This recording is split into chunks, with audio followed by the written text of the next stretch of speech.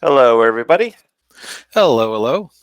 Welcome to a special episode of Critique Corner with me, Daniel Parker. And me, DB Fastbinder. And we're recording this on Monday because hmm we're not going to have a live show this week, but we thought we would do a little box office talk beforehand. Yeah. Yes, that's on me.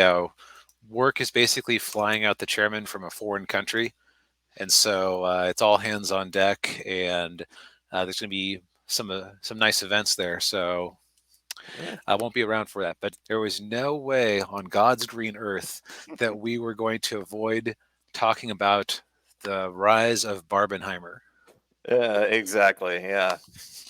So because dang, this has some major implications going forward.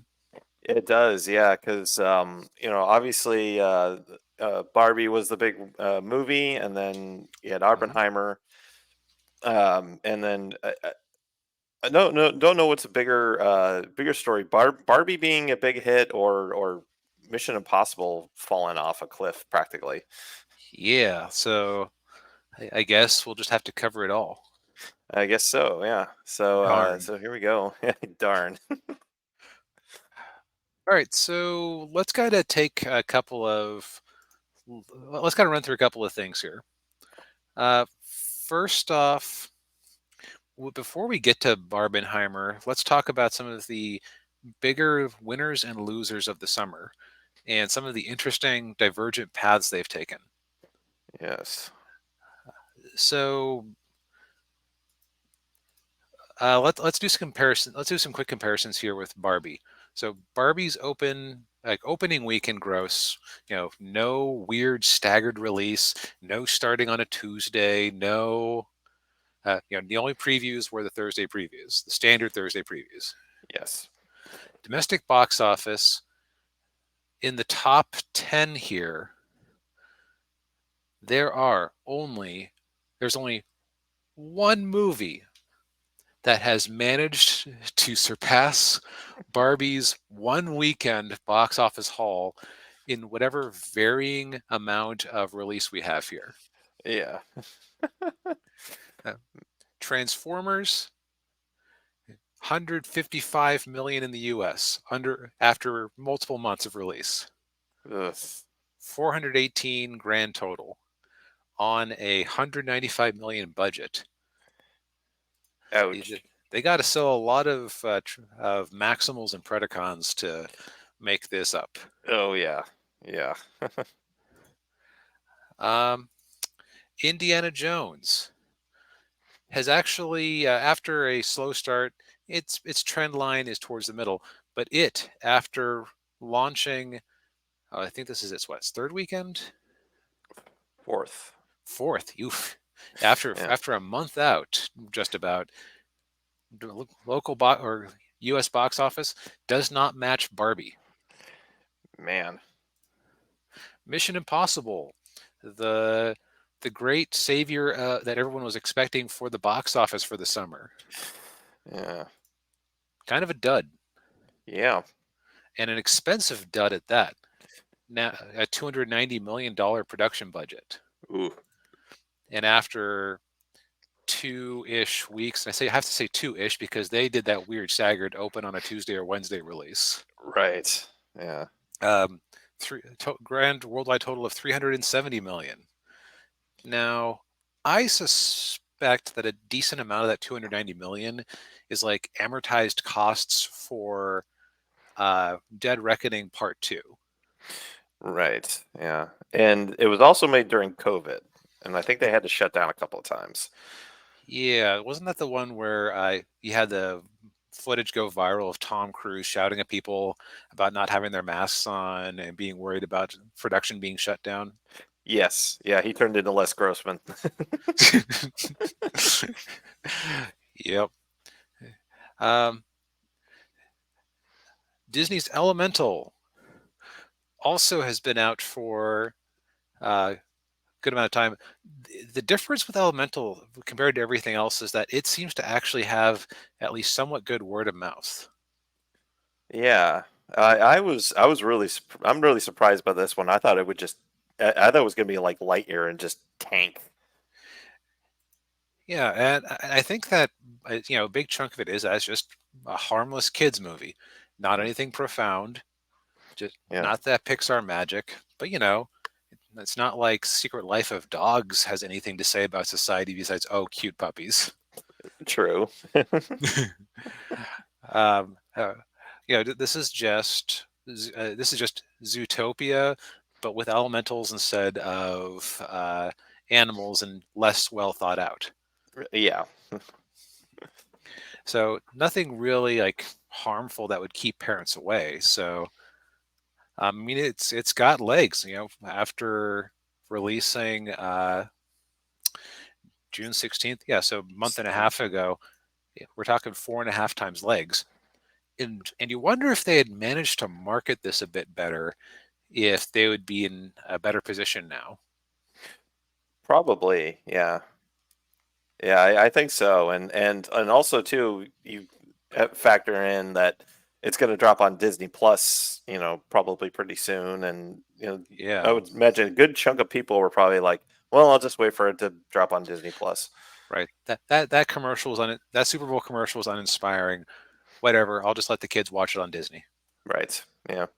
So this is one where there was an argument that when Strange Worlds came out, that if only they'd marketed it better. That movie sounds like it was a turkey start to finish. Yeah. It sounded like from all the reviews I heard about that, it sounded pointless. Yep. This, on the other hand, just for being like a cute romance story, that's you know what this is. This is everybody who wanted the fox and the bunny from Zootopia to get together. This is the movie to satisfy that itch. Yeah. Oh. Uh, So I could see this one having a decent second life on streaming, and maybe even sell some video on demand and Blu-rays and stuff. yeah. So as much as I like to point and laugh at Pixar these days, it's like that they might have been let down by the marketing department on this one legitimately, Yeah. unlike say Indiana Jones, where it sounds like the different parts of Disney were pointing fingers at each other, and it's just like you can't market an actual turd. Yeah. Exactly. Yeah. um Now what we have Little Mermaid. um let's see, Barbie. Its 2 month total is closer to Barbie's 1 week to worldwide box office haul than it has any right to be. Yeah. Yeah. And surprisingly, Little Mermaid did not have much legs after a $95 million opening. Mm. Yeah. But obvious joke here. Yeah. Buzzing. Then, yeah, what the hell? We'll bring in a couple other things that aren't quite in the top 10 anymore. And then we had The Flash, the greatest superhero film ever. Tom Cruise and Stephen King, noted experts on superhero cinema, reportedly said they liked it. Mm. That was okay. Firefox, why are you having a conniption? I clicked on The Flash. Okay, well, Flash domestically has made $105 million, I believe, was on the last screen after being out for as long as Elemental. Oh. Those were all of the what people in the media and what people who follow like the Midnight's Edges and the other things, that what everybody assumed were the safe bets, the things that made sense when you were sitting in a boardroom before the pandemic, going, what should we greenlight? Mhm. Yeah.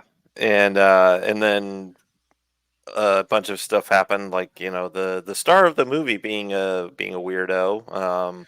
Yep, yeah. The Flash was just a cursed production.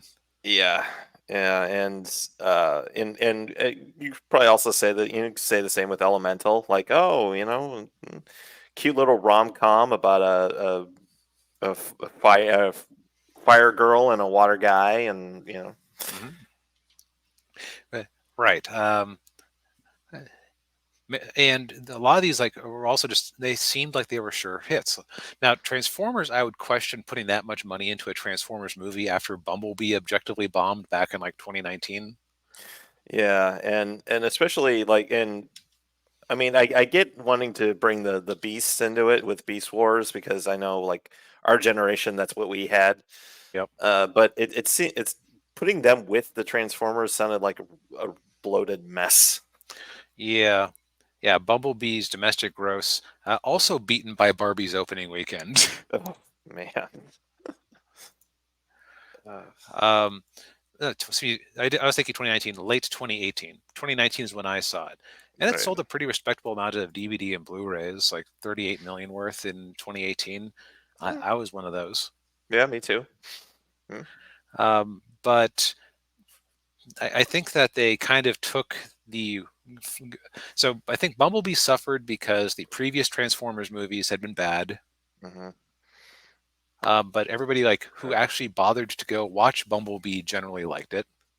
Yeah, So if yeah, you're and, trying yeah. to rebuild interest in the franchise, why wasn't there a Bumblebee 2? Good question. Yeah, it would make sense to do a second Bumblebee movie because he's arguably the most popular Transformers character next to Optimus Prime. He's definitely the one that they want in that sort of like everyman, not the leader face of the franchise. Yeah, yeah, And plus, the fact that you give him the like he can't talk and he has to use music and radio to do it. That's a neat little gimmick that makes him cute, yeah, for lack of a better yeah. word. Mhm, Uh, and so I think that what a lot of it is that a lot of these things that seem like safe bets are also very questionable when you look at it with the lens of hindsight. It's like a Bumblebee. Why would you put 200? Why would you put nearly $300 million into a follow up to a movie that didn't really make a whole lot of money, and a mhm. cheap movie at that, $102 million movie? Yeah, He's go, oh, people generally liked Bumblebee. Okay, let's plow right back into big Michael Bay style things. yeah, no. And actually, I shouldn't say that Bumblebee bombed. Bumblebee didn't do as well as the previous movie, but it was also cheaper because you only had one Transformer to worry about for most of it. Right. Yeah. So, uh, Indiana Jones sounds like a sure thing, and it's an obvious thing to do when you're Disney, you buy a Lucasfilm. Hmm. Yeah. But But yeah. check out our review of Crystal Skull. The last one also didn't exactly wow audiences. Right. Yeah. It made a lot of money, but people didn't really yeah, weren't too thrilled with it. It inspired an entire South Park episode showing George Lucas and Steven Spielberg graping Indiana Jones violently over and over again because of how they felt about that movie. Ugh. You got nothing on us. $700 million box office.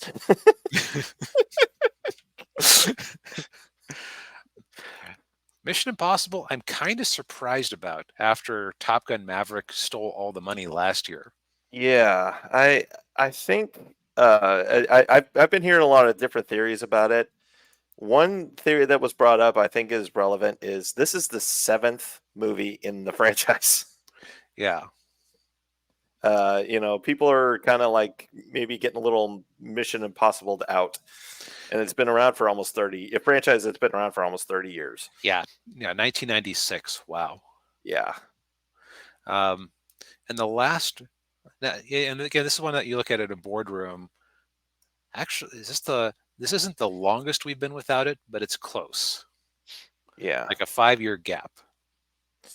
right. Uh, Well, and then yes, 5 6 years. Yeah. but if you look at it, it just does keep cresting upwards. Hmm. I think the other thing is that the reviews I saw of it were like it's a 7 or an 8 movie. Yeah, that's what I'm hearing too. And a lot of people are probably like, I don't want to spend, $15 for a movie ticket to see a 7 or 8 movie. I'll wait for streaming. Streaming or buy a Blu-ray or whatever. Right. Yeah. Yeah. See, this is just for me where I like to have a physical thing. I'm partially it's because the physical Blu-ray often comes with a digital code anyway, Right. Yeah. so you can double dip a bit. Hmm. But also just like, if I'm gonna see a movie and I'm weighing, you know, do I spend $15 now plus getting a snack or whatever Hmm. and getting to watch it exactly once, or do I, um, uh, or do I go and wait 6 months and spend roughly the same amount of money to have a Blu-ray that I could watch over and over again and resell at half price books if I'm sick of it later. So Yeah. it's or gift it to somebody else.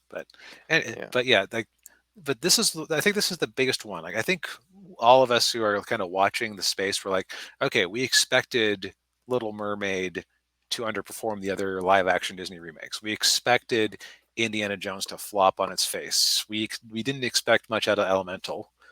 Right. Yeah. This is the one like real clear surprise. Like, what happened? Yeah. And I really hope that with this $290 million production budget, I hope that like they were actually. Do you know if they were shooting the two movies at the same time? I thought that they were, but they might not have. I'm not entirely sure. That's something to look up later for another Yeah. time. But if they are shooting them both back to back, that number makes more sense. If they aren't, it's like, come on, you guys are making a spy movie.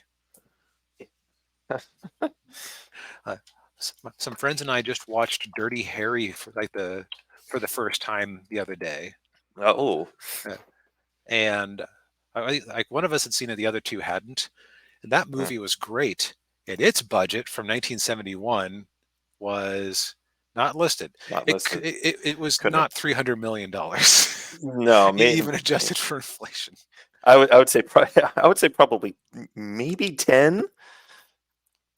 Yeah, Yeah, somewhere around there. Yeah, I don't know, but yeah, no, yeah, it's yeah, you don't need all of the money to make a spy thriller or right, a thriller yeah, in general.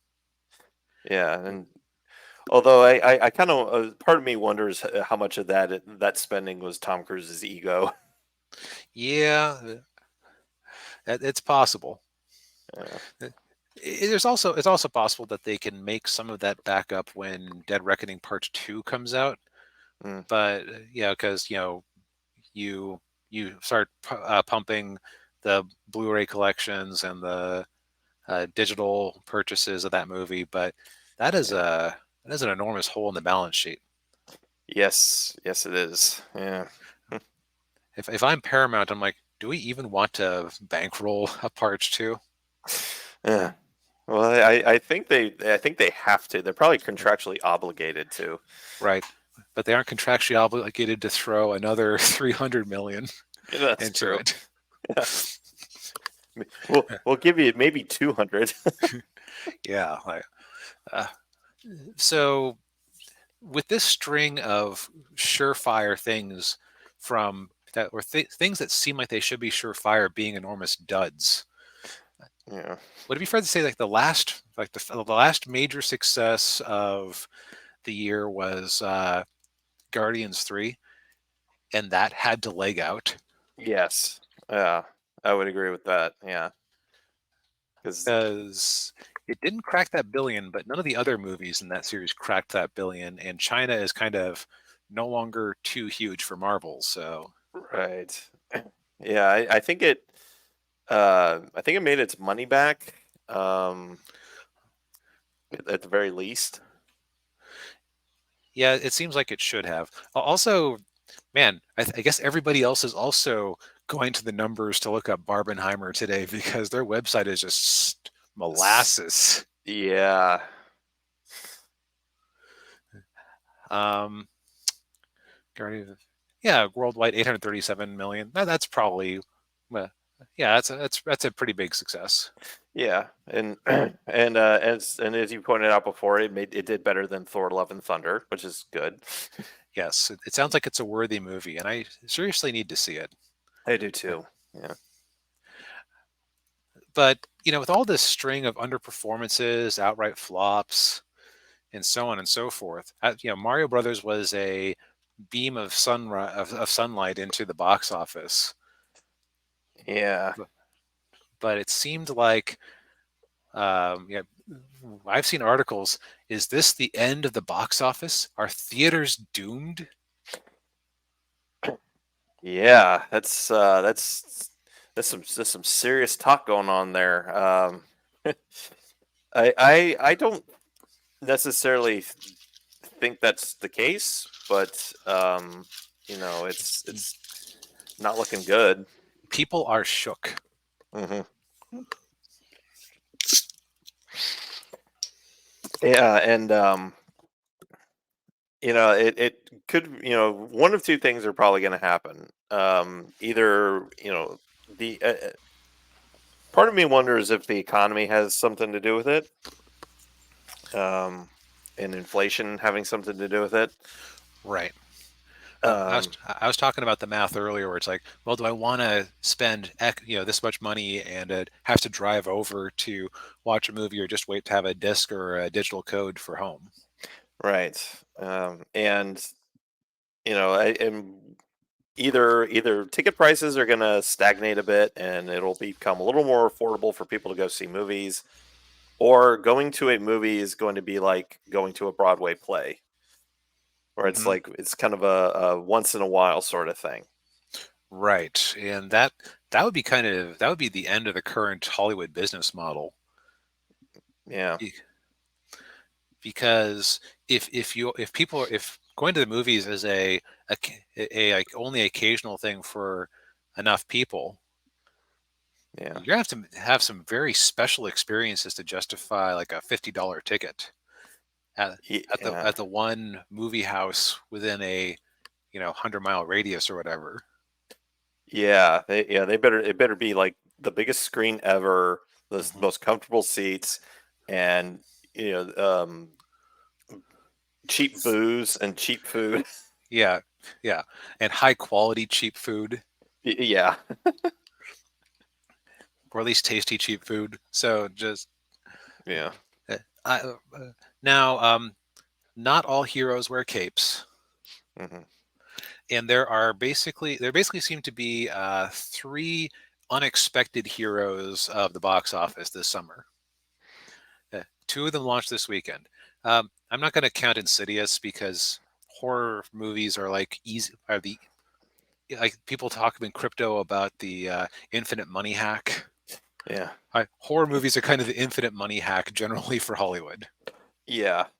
Yeah. Make a low budget horror movie. It makes, two or three times its budget back, and you know Yep. The first one, like the first huge shocker, is The Sound of Freedom, yeah. which last weekend actually beat uh, Mission Impossible's second weekend. Man, that is surprising. Yeah, like this thing just refuses to die. It refuses to. Oh, that's a cute trend line you've got there, the numbers.com. Yeah. Excuse me Jeez. while I just completely ignore it. Yeah. Oh man. Now, you know that if Disney/Fox had actually released this, it would not have done nearly this well, because what they would have done is it would have just been a quiet release. Would have probably done like maybe 1,000 screens for one weekend. Yeah. And then Yeah. yeah, they would have released it in January, Yep. or, and yeah, and then be around for a couple of weeks, and then quietly drop it on Hulu or something like that. Yep. Sell to Netflix, whatever. Uh, Yeah.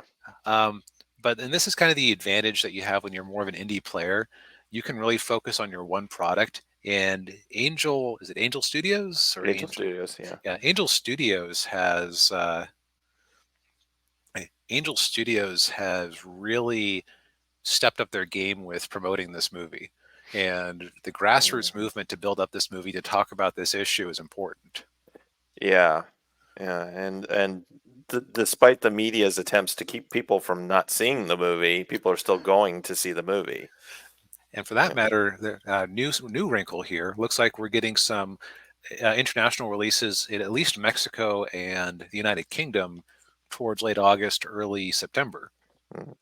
And gee, a movie about a guy saving poor, disadvantaged Latina girls from horrible situations. I don't see how anybody in Mexico would find that story compelling. Oh yeah. Yeah. Well, and from what I've heard too, most of the cast is Latino. So Yeah, so it's which is not surprising. It's rare that you have a movie that is so clearly message driven yeah. that actually hits widespread appeal.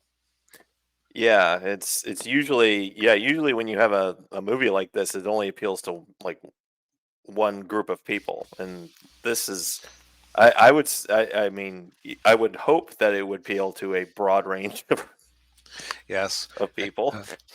uh, I would say most sane people would agree. You know, it's kind of bad to do this to children.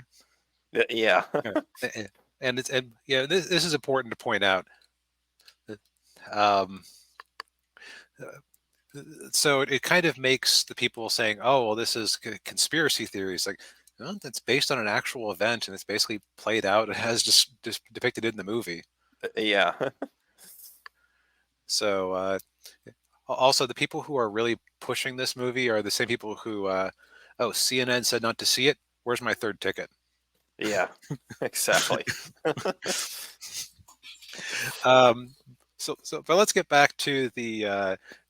So this is like the third place surprising one where it's not like 124 million after a bit is a very nice amount of money, but where it really shines is the per theater ranking, like Yeah. because it's actually getting slightly wider and wider in its release as it goes along. And it is slowing down a little. Actually, no, it isn't terribly slowing down too much, really. Yeah. So this is basically making rent for a bunch of places, I would imagine. Yeah. Yeah, I would say so. Yeah. While the sure things we were talking about earlier flounder. Yeah, exactly. But that brings us to Barbenheimer. Yes. I cannot tell you how shocked I am that a 3 hour Christopher Nolan documentary about the guy who invented the atomic bomb outdid the opening weekends of Indiana Jones, Mission Impossible, Transformers, Flash, not Little Mermaid. Little Oh, Mermaid beat it there. okay. Um, a Pixar straightforward family movie. Yeah. Yeah, it's surprising. I mean, I think, well, well, for one thing, this movie did have a lot of hype around it. I mean, people have been talking about it for months. I guess I mostly just missed it. Like I would just hear people, I just hear it come up casually, and I just said, "Oh, okay, so this is Christopher Nolan just off doing his own La La Land thing." And nope, Yeah. people were hyped. Yeah. I guess, Christopher Nolan's name still draws people into the box office, draws people to the theaters. Yeah. Also, it's slightly bigger internationally than it is nationally, which is also, I guess, nukes are important to everybody when you get down to it. Yeah. Of course, the running joke with this movie is, how's it going to do in Japan? I think it actually did release in Japan, and it kind of, for lack of a better term, bombed there. Bombed. Um, okay, no, that was just people being silly. It actually Okay. hasn't dropped in Japan yet. Okay, Okay. it is hard to describe this movie without it be sounding insensitive. I'm sorry Yeah, yeah. in relation to Japan. Yes. It is. I would not expect it to do well in Japan just because of how their culture kind of treats. that treats that time period.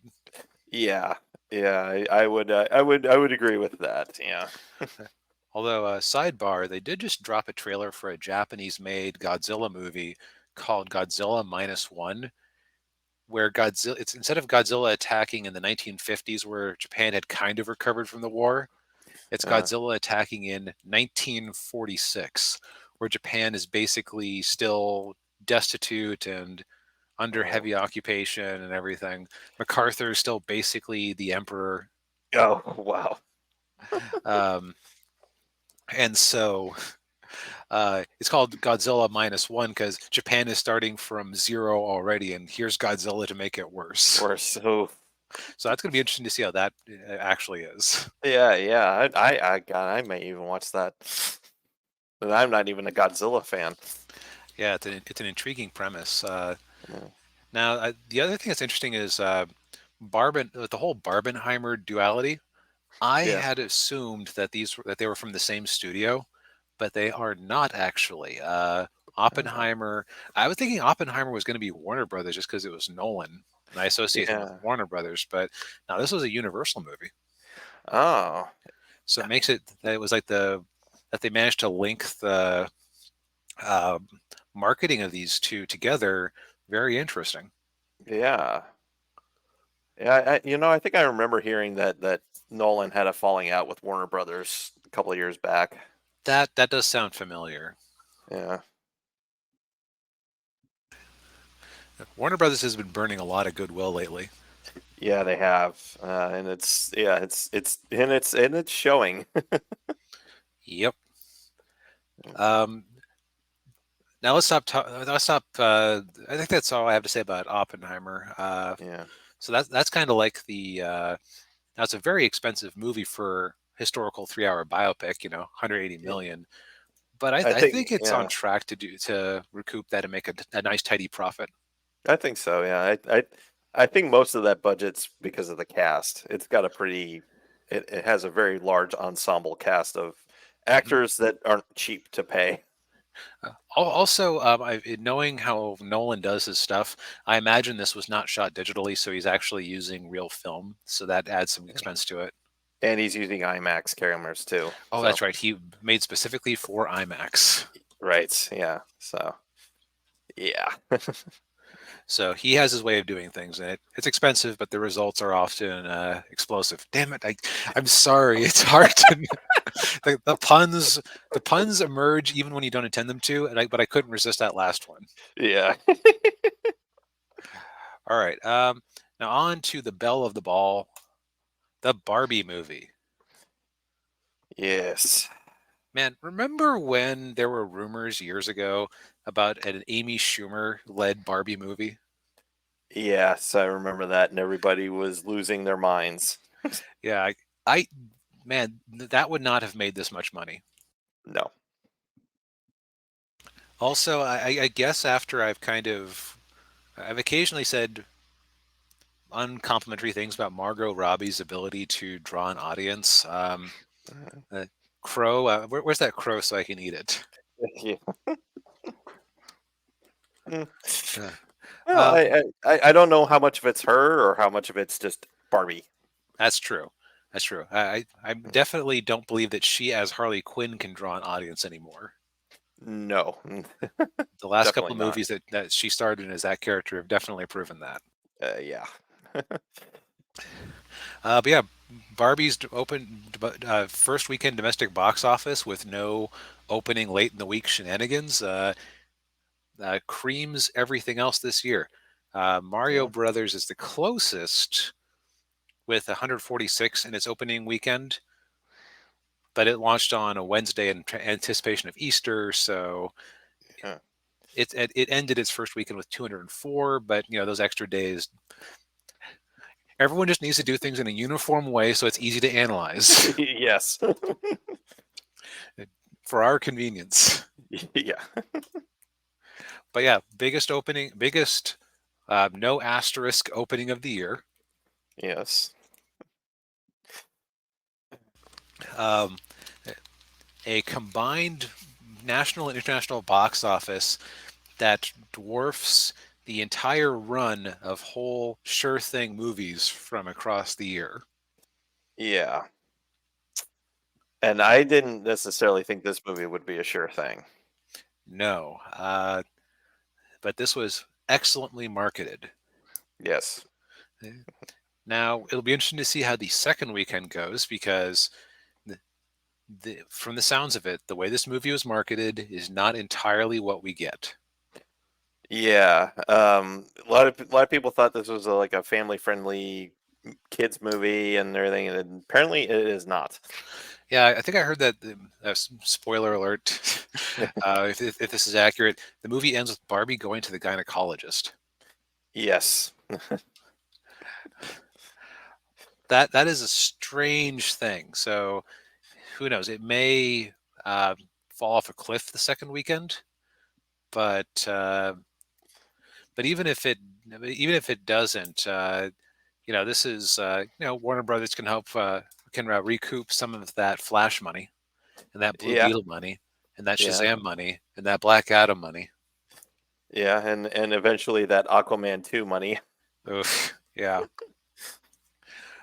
Um, so so I think I talked about in past weeks the end of the end of people giving the end of the benefit of the doubt for box office. People were hesitant to go to the movies for an opening weekend because they'd been burned so many times before. Yeah. This is definitely kind of cold water on that theory. Yeah. Because I mean, there are a lot of people that turned out for this movie, and I think, like you're saying, I think the marketing did its job in in that regard. Hmm. And now, uh, I think the other way to figure out how this movie, another way to see is, the rewatchability of it. Hmm. Because, a driving force with a lot of these movies, box office, if they have big box office numbers, it's because you get repeat people who go and see it again. Right, and bring different people along each time. Right. Yeah. And and from what I'm hearing, there are a lot of people, whose opinions I trust and respect that said this movie is awful. Mm, And it's, very presents a one-sided political view. So be interesting to see how people, once that word of mouth gets out, how many people are going to be like, oh, okay, I think I'll skip it, or yep, you know, and how much they'll matter. But yeah, to take politics out of it, yes, so one of the phenomena that I think we've seen for a long while, especially since Disney started buying up these boy brands to build up their boy brand portfolios, yeah, is the, for lack of a better term, feminization of the brands. right, yeah. Which, yeah, Disney's, of course, Disney's been very good with, because let's, be honest, Disney was a company more geared towards girls because Walt Disney had Mhm. daughters. So, Right, we talked last week about how they had gargoyles, and it's like they didn't know what to do with gargoyles when they kind of had what could have been the next big boys brand yeah, that would have still appealed to girls because there was strong female characters, romance to go with the action. yeah, Like and yeah, remember that one of the driving aspects of that story was Thanatos and that mercenary fox, I think it was, uh, right, falling in love in their shrewd, calculating business person way yeah, and having a kid. yeah, and also and Goliath and Elisa. Right, and Goliath and Demona. Yes, Goliath and Mono. Yeah, So just it's like that. That's I feel like if Gargoyles had been done by a different company, they might have been able to capitalize on it better. yeah, But what do we keep seeing? We have Black Panther. Black Panther dies, replaced by Shuri.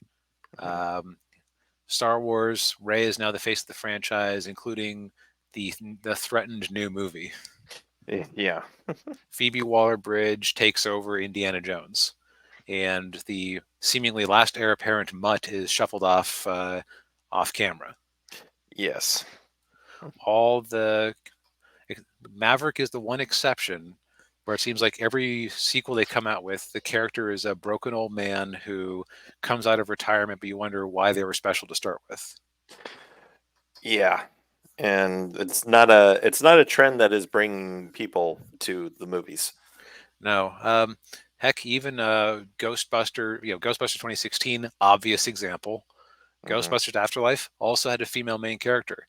Now that one was actually handled well, and it was a good movie, Yeah. but it's still just a trend you see. Yeah. So it's like this. It's like they said, okay, we have these boy brands that bring in the boys.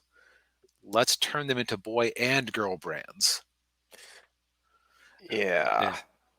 which has tended to be let's kind of make them girl brands and assume the boys will come along. Yeah, which is not a good strategy.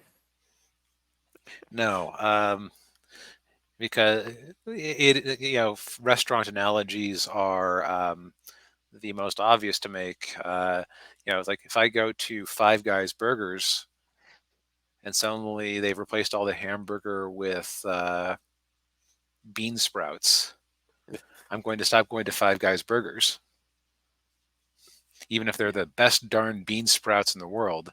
And quite often they've been, to continue the analogy, moldy bean sprouts. Yeah. Yeah. But the Barbie movie, and but the Barbie movie sends a clear message. What if we just took a girls' brand that was actually meant for girls and made a movie that was unambiguously for girls? Yeah. Who would have thunk? Yeah. Because think about it from the opposite perspective. Um, Traditional, what movies have traditionally been seen as you know there for the female audience? Romantic comedies. Romantic comedies, romantic tragedies, Hmm. historical dramas of a certain type. Yes. Adaptations of Jane Austen novels. So many, and I think we've had like what 20 adaptations of Little Women. Yeah. I remember when that last one came out a few years ago, and they were complaining that they didn't get any Oscar nods, and it's like you've made the same. People have made this movie continuously since film was invented. Yeah. Oh man. But what has what has like been chased out of the box office to a big extent? Basically, we've had horror movies and superhero movies Yeah. as the drivers of the box office. And sure, you might get to see Henry Cavill or Chris Evans with his shirt off several times in the movie, Yeah. but that isn't quite enough. Yeah. Yeah. That's So, yeah. what this might finally tell studios is just make things like if you want to appeal to the female audience, go all in and appeal to the female audience. Don't try to like twist the big boy brand to appeal to the female audience. Yeah. Exactly. Yeah. Yeah. Because from everything I've been hearing, this movie was made for women. Yep. And and yeah, I mean, just it's not complicated. Let the ladies have their things and let the guys have their things. It's worked for decades in entertainment, and it can work again. Right. And not having seen this movie, it could be the wokiest wokeism to ever woke. Guess what? Woke people also have money, and there's not necessarily a problem with them having a clear thing that is for them. Again, it's when you get ambiguous with it, and it's like, oh, hey, it's Star Wars, but we're going to undercut the characters you love, Yeah, including Leia. yeah, man. Uh, So either way, I see this as an absolute win. Yes. To quote the Hulk. Yeah. Yes. Um, and plus, since I like going to the theaters occasionally, anything that is keeping them from going completely defunct is also a positive. Yes, I would agree. Yeah. Yeah, So just make better movies, Hollywood. yes, or at least make movies that are unambiguous about what they are. Yeah, exactly. Yeah. But yeah, so Barbenheimer exploded into theaters and can't resist. Just can't Yeah. resist. Yeah. Yeah. Um, So, and a friend of mine said something interesting. He ended up going to go see both movies over the course of the weekend, and the stated reason he said was he wanted to see two movies made by people who clearly wanted to make the movie or make the movies they wanted to make, Yeah. Yeah. as opposed to we're going to take this up and coming director or director we want to be up and coming and force them to do cape stuff. Yeah. Or make a movie about transforming robots. Yes. but but yeah, so that's kind of my thesis is that we might actually start seeing more of a we might see fewer sure thing franchise movies, which I'm not going to complain about because it makes Yeah. more room in the world for things like Bullet Train. Yeah. um, I'm actually struggling to think of non-franchise safe things that I've seen recently, and that is itself a problem. Yeah. Yeah, I'm kind of struggling too. Oh man. I guess John Wick is a new franchise, so it doesn't fall into the safe thing category. Yeah. Yeah. Although I don't know how they're going to do another John Wick movie the way they ended the last movie. Not having seen it, I don't know if how what the problem is, but I'm Um. sure it's there. Well, do you want to be spoiled? I will probably see it at some point. So no, Okay. if Uh, John Wick is himself dead at the end of the movie, then that or you talk about the actor who died shortly after or shortly before. no. Uh. No. You mean like Keanu, or you mean Keanu Reeves dying, or? Yeah. And I mean, like there was some actor who was a major part of those movies who died. Oh yeah. Oh yeah. Yeah. Yeah. Oh, Lance Reddick. Yeah. That's right. Thank you. Um. I couldn't think of his name. They did kill his character off. Yeah. Okay. Yeah. Which was probably not a surprise, but yeah. But yeah, I can't. Yeah, that's the thing. Like most of the non franchise movies are all indies. Yep. Which they punch above their weight class quite often on a per theater average, all the Sound of Freedom.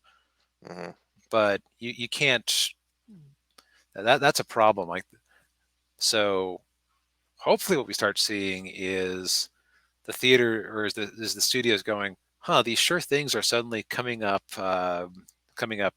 snake eyes over and over again. How many Dirty Harrys could you have made for the cost of one Transformers? Probably 10. That sounds about right. Yeah. Maybe five if you got a really big actor Yeah. who ate up a lot of budget. Right. Yeah. The other thing is that this really has to be making people over at Warner Brothers question. Wait, why are we giving James Gunn a blank check to do 10 years worth of DC stuff again? Yeah. Uh, Yeah. we just greenlight another Margot Robbie Barbie movie. Yeah. We clearly like working with her because we cast her all over the place. Yeah. Yeah. Mm. Yeah, we'll just have to wait and see what happens. And of course we got to wait for the strikes to be over with. Yes, that's gonna. Um, the studios are clearly not wanting to budge on anything, and uh, I have this sneaking suspicion that we're going to be there are going to be a lot of TV shows and projects that are going to, oh darn, couldn't move on it for 6 months, so guess we have to cancel.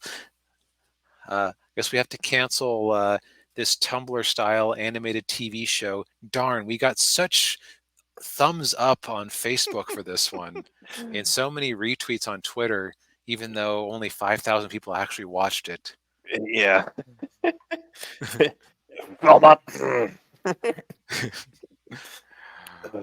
Yeah. But yeah, it's yeah, money walks, bullshit, or excuse me, money talks, bullshit walks. So Yeah. Very Barbie true. is walking in those high-heeled shoes. Yes. Yeah. All right. Well, I think we've exhausted this discussion. Agreed. Well, thank you everybody for tuning in to watching us talk about this. We appreciate it. Indeed. Hit that like button, subscribe to the channel if you haven't already, ring the bell for notifications, leave a comment down below. All the Yeah. If you think I'm a complete idiot, tell me why in detail so I can improve. yes. Or think that you're an idiot in turn. Such is my rights. I can go either way. Yeah, yes. And we'll see you next week for another live show. Take care, everybody. Yep.